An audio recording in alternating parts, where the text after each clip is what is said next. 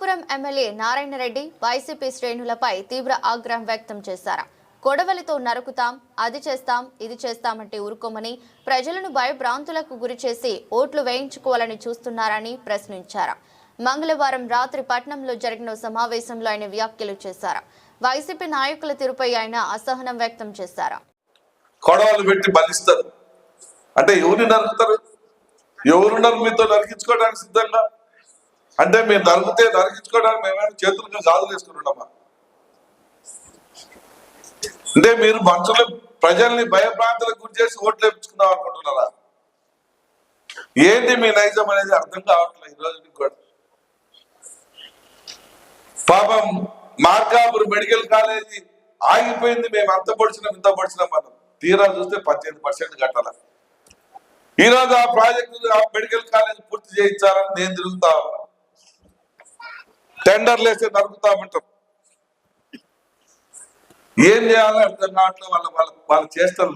వాళ్ళు పిచ్చోడు అనాలా, పిచ్చోడి చేతిలో రాయిందనాలా, ఏమనాలో అర్థం కావట్లేదు. అయ్యా బాబు, మీకు గవర్నమెంట్ కాలేజీల మాదిరిగా ఓపీ ఫ్రీగా చూస్తాం, 25 లక్షల వరకు ఆపరేషన్లు ఫ్రీగా చేస్తాం, 1000 మందికి ఉద్యోగాలు ఇస్తాం, 33 సంవత్సరాల పాటు అత్యాధునికమైనటువంటి పరికరాలు తెచ్చి బ్రహ్మాండమైనటువంటి ఆపరేషన్లు అన్ని కూడా ఇక్కడే చేసి పెడతాం. మీరు 50 సీట్లు ఇస్తామన్నారు, మేము 65 సీట్లు ఉచితంగా మన పేద విద్యార్థులకు ఇస్తామని చెప్పి ఆ కాలేజీ వాళ్ళు మేము చేస్తాం వస్తామంటే వాళ్ళని వైపిస్తాం. ఏం చేయాలి? ఏ రకంగా వీళ్ళను ప్రజలు నమ్ముతారు? ఏ రకంగా వీళ్ళని ప్రజలు విశ్వసిస్తారు?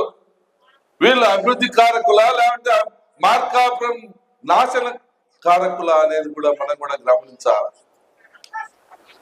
ఏది ఏమైనా మార్కాపురం అంటూ అభివృద్ధి ఆగదు.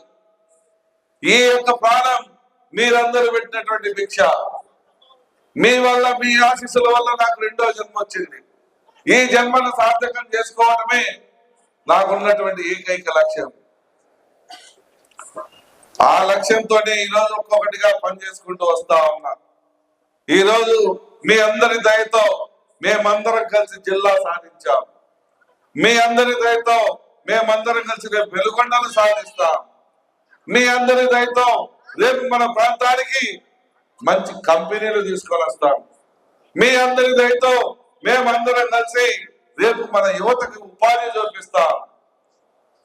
మన పట్టణంలో ప్రతి ఒక్కరికి ఈ యొక్క పట్టణంలోనే ఉపాధి దొరికేటువంటి అవకాశాలు తీసుకొని వస్తాం. ఆ భగవంతుడు నాకు 10 సంవత్సరాలు బతికే ఛాన్స్ ఇస్తే అప్పుడు చూడండి ఈ మార్కాపుని ఏ రకంగా చేసి చూపిస్తానో, ఏ రకంగా చేస్తానో అని మీ అందరికి సవినయంగా మాటిస్తూ